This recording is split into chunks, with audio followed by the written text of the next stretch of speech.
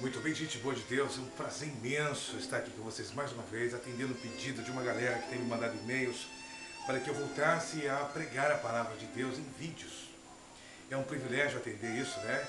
Atualmente nós estamos na cidade de Criciúma, uma cidade que fica no sul do Brasil, no estado de Santa Catarina, uma cidade com aproximadamente 200 mil habitantes. 200 mil habitantes, uma cidade, a capital do carvão e a capital da cerâmica. Fazemos um programa nessa rádio, nessa cidade, numa rádio vertical, 97.7. O pessoal tem nos acompanhado de alguns lugares, de alguns estados do Brasil e também de alguns países, como Portugal, como Espanha, como Estados Unidos, como Argentina, o pessoal do Paraguai também. É um privilégio estar com vocês. Hoje, voltando, nós vamos fazer uma série de mensagens, de pequenos sermões, e eu quero falar hoje, para iniciar essa nova... esse novo voltar de mensagens sobre o pecado da hipocrisia.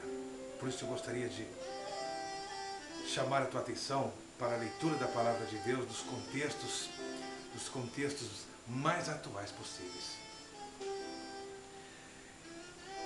Evangelho de Mateus, capítulo 23, do versículo 23 ao versículo 28. Quero estimular você a abrir a sua Bíblia e juntos vamos fazer uma leitura bastante conhecida.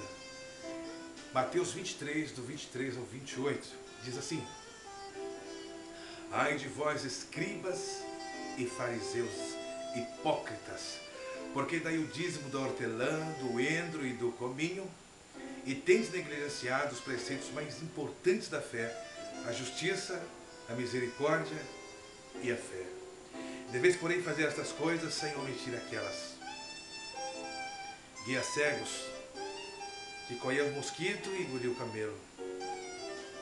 Ai de vós, escribas e fariseus hipócritas, porque limpai o exterior do copo e do prato, mas estes por dentro estão cheios de rapina e de intemperança. Verso 26, fariseu cego, limpa primeiro o interior do copo, para que também o seu exterior esteja limpo. Ai de vós, escribas e fariseus hipócritas, porque sois semelhantes ao sepulcro caiado, que por fora se mostram belos, mas interiormente estão cheios de ossos, de mortos e de toda a imundícia. Assim também, vós exteriormente pareceis justos aos homens, mas por dentro estáis cheios de hipocrisia e de iniquidade. E é exatamente sobre esse texto, de maneira muito rápida, que eu quero falar para você, sobre o pecado da hipocrisia. Este pecado que Jesus combateu de perto. De maneira introdutória, certa vez um expositor de pintura lá de Londres, um artista representou um quadro que ficou famoso. Que olhasse para aquela pintura, à primeira vista tinha a impressão de estar vendo um homem piedoso em atitude de oração, ajoelhado, de mãos postas, de cabeça baixa, possuído de grande paz interior. Aproximando-se, porém, da tela e vendo com mais atenção, percebia-se que a coisa era bem diferente.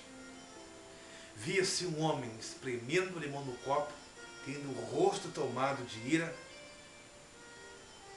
Este genial pintor quis representar ali o homem hipócrita.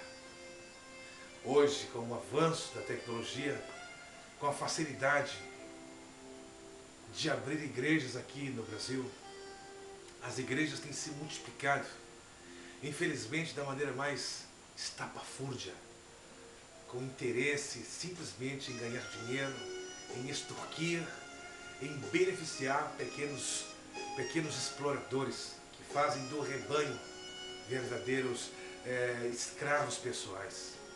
Pastores que não têm piedade do rebanho e que pretendem sugar o líquido mais precioso de todos nós, que é o nosso sangue, vai sugando, fazendo com que esse pessoal vai trabalhando para alimentar a luxúria, alimentar a vida regalada dessa gente. Então veja só, sobre a hipocrisia e a igreja. O hipócrita, na verdade, ele não serve a Deus, mas ele serve-se de Deus. O hipócrita, na verdade, ele tira proveito da igreja em benefício do seu próprio egoísmo. Interessante que a televisão, quando ela quer ridicularizar a fé, quando ela quer ridicularizar a igreja, ela mostra o hipócrita fazendo o contrário daquilo que Jesus ensinou. O que Jesus falou sobre o hipócrita? Jesus perdoou Pedro quando negou por 3 vezes. Jesus perdoou Maria Madalena. Jesus perdoou a mulher samaritana. Mas Jesus não perdoou a hipocrisia dos fariseus. Os fariseus, o que quer dizer fariseu? A palavra fariseu, na verdade, na sua origem, significa separados. Os fariseus, eles constituíam uma classe privilegiada que, por analisar a Bíblia, ou melhor, as Escrituras, e ter conhecimento profundo das Escrituras, constituía um povo que reproduzia as Escrituras. Então eles tinham um conhecimento vasto, eles frequentavam o templo assiduamente, eles tinham toda a religiosidade, eles serviam de aparência, mas eles negligenciavam o mais interessante da fé cristã, que é o amor ao próximo. Por isso que quando Jesus se aproxima a eles, as palavras mais duras do Senhor Jesus foram aos hipócritas fariseus. Mas vamos entender um pouco o texto que nós acabamos de ler, sobre Mateus capítulo 23 e do verso 28. Interessante que, ao ler esse texto, nós percebemos que o endro, que a hortelã, que o cominho, não pesavam na balança. A lei pedia para que desse o dízimo somente daquilo que era substancial, daquilo que pesava. Por isso que, no livro de Deuteronômio, para você entender uma coisa, no livro de Deuteronômio, capítulo 14, do verso 23, diz assim: Deuteronômio, capítulo 14, versículo 23, a palavra diz assim: E perante o Senhor, teu Deus, no lugar que escolher para ali habitar o seu nome, comerás o dízimo do teu cereal, do vinho, do azeite, o primogênito das tuas vacas e das tuas ovelhas, para que aprendas a temer ao Senhor teu Deus todos os dias. Esse, na verdade, era o que pesava na balança. Porém, os hipócritas fariseus queriam fazer aquilo que não estava, não precisava, porque tanto o endro como a hortelã, como o cominho, não pesavam na balança. Era como aquela horta que nós temos no fundo da casa. Não era importante. Mas eles, para se sentirem importantes, para se sentirem melhores, davam o dízimo até daquilo que não era necessário. E desprezavam aquilo que é muito mais importante, aquilo que é mais substantivo, que é o amor ao próximo. Por isso que Jesus disse palavras duras. Veja só que no mesmo Evangelho de Mateus, capítulo 21, capítulo 21, verso 31, diz assim: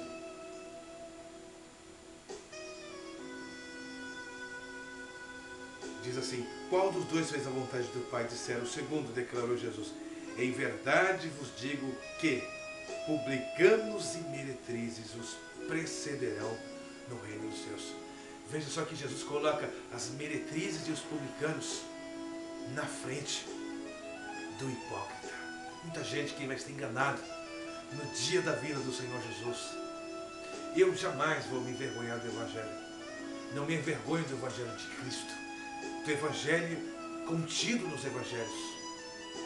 Eu me envergonho do Evangelho dos evangélicos, que é pregado, esse Evangelho pregado sem nenhum tipo de compromisso com Deus, com a simples importância de ser rico, de ser bem sucedido, de avançar financeiramente. Quando examinamos a palavra do Senhor, não vemos esse tipo de evangelho que é pregado aí, onde não tem sacrifício, onde sacrifício é coisa de otário. A palavra do Senhor nos fala que o evangelho do Senhor é o evangelho de renúncia, de sacrifício, de perdas. Por isso que é interessante, para nós terminarmos, eu quero ler com você mais um texto que se encontra no Evangelho de Lucas, no capítulo 18, do versículo 9 ao 14, nos diz assim: propôs também esta parábola a alguns que confiavam em si mesmo por se considerarem justos e desprezarem os outros. 2 homens subiram ao templo com o propósito de orar, um fariseu, outro publicano. O fariseu, posto em pé, orava de si mesmo, orava de si para si mesmo desta forma: ó Deus, graças te dou porque não sou como os demais homens, roubadores, injustos e adúlteros, nem ainda como este publicano. Jejuo 2 vezes por semana e dou dízimo de tudo quanto ganho. O publicano, estando em pé, longe, não ousava nem ainda levantar os olhos aos céus, mas batia no peito dizendo: ó Deus, sê propício a mim, pecador. Digo-vos que este desceu justificado para a sua casa, e não aquele. Porque todo o que se exalta será humilhado, mas o que se humilha será exaltado. Que essa palavra simplésima, se eu ficar mais simples que isso, eu vou virar um simplista, faça você entender que no mundo em que vivemos, onde a hipocrisia se estabelece, se ramifica em todos os lugares, para onde vamos, encontramos hipócritas. Que a nossa vida seja autêntica, que você possa entender que Jesus te chamou para um evangelho verdadeiro, para um evangelho de renúncia, para um evangelho de luta. Que longe de nós as hipocrisias. Dizem que os dentes podem ser postiços, mas o sorriso tem que ser verdadeiro. Que você possa entender que Deus te chamou para um evangelho autêntico e verdadeiro. Não se envergonhe do evangelho de Cristo, esse aqui. Agora, eu gostaria de orar com você. Bendito Deus e Senhor da glória, muito obrigado por esta palavra, Senhor, que está sendo exposta de maneira tão autêntica e verdadeira, Pai. Que a Tua palavra continue exercendo influência em nossa vida, Senhor, transformando vidas de homens e mulheres. Deus da glória e da majestade. Senhor, que essa pessoa que nos escuta agora, que nos vê agora por este vídeo, possa entender, Pai, que a autenticidade é o cerne da vida cristã. É nós sermos nós mesmos. É nós, Senhor Jesus, nos expor à Tua presença, à luz da Tua palavra, para que ela possa dissipar de nós toda a falácia, toda a mentira, possa dissipar da nossa vida, meu Deus, tudo aquilo que não provém fruto de vida, fruto de arrependimento. Abençoe, meu Deus, para que o evangelho simples e transformador possa se espalhar e que possa estabelecer o reino dos céus, o reino autêntico e verdadeiro que foi fundado por Ele, o Senhor, quando esteve aqui na terra, Pai. É este evangelho que nós divulgamos, que por ele vamos até o fim do dia da Tua vida. Muito obrigado, que Deus te abençoe. Voltaremos com outros sermões. Um abraço a todos vocês. Que o Senhor continue nos iluminando com a Tua graça, para a glória do Senhor Jesus. Lembrando a você que estamos todas as quinta-feiras, a partir das 21 horas, na Rádio Vertical FM, no programa Love Gospel Music e Talentos. Você pode acompanhar pelo site www.vertical977fm.com.br. Também você vai acompanhar todos os nossos vídeos que se encontra no YouTube. Isso mesmo, essa ferramenta maravilhosa que é a internet. No YouTube nós temos lá o Direto ao Ponto com o Alexandre Oliveira.